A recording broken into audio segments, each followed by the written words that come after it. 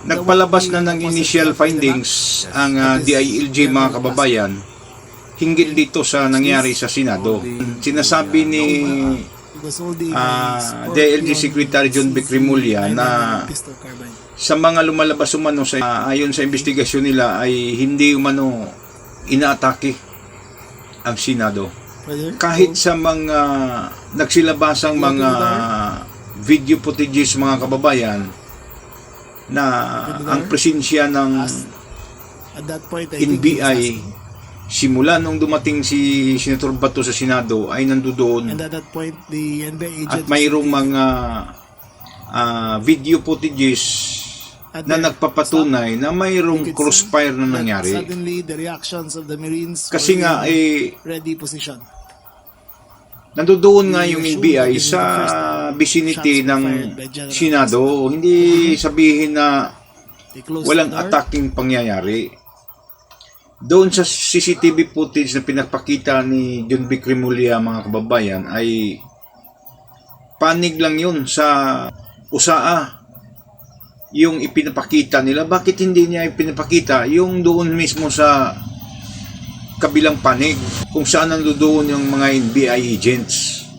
So may video na lumabas na nagsalita yung isang NBI na unang napaputok si Aplaska at gumanti din siya. So talaga naman mayroon talagang lutuan ito, mayroon talagang kabirap dito sa investigasyon. At saka yung driver na sinasabi nila na huli, full guy yan. Ang totoong mga may hawak ng baril talaga mga kababayan ay nandoon talaga mismo sa pinangyarihan ng putukan. Hindi ko sinabi na pinagtatakpan ko si General Aplaska mga kababayan. Ay siguro naman sa lahat ng mga nandoon noong time na yun, service personnel, mga uniform service personnel, active at inactive, si General Aplaska ang may pinakamataas na ranggo doon.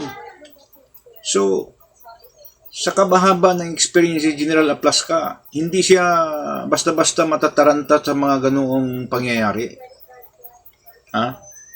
Na mag-warning shot siya, magpapaputok siya kahit walang sabihin natin na agresyon. So, ganong mga kabasic na mga pangyayari, hindi siya matataranta nun. Gusto talaga ni Aplaska na talagang magkakaroon talaga ng mas matindi pang insidente doon sa pangyayari. Ay binalatan na niya yung mga NBI na sa kabilang panig.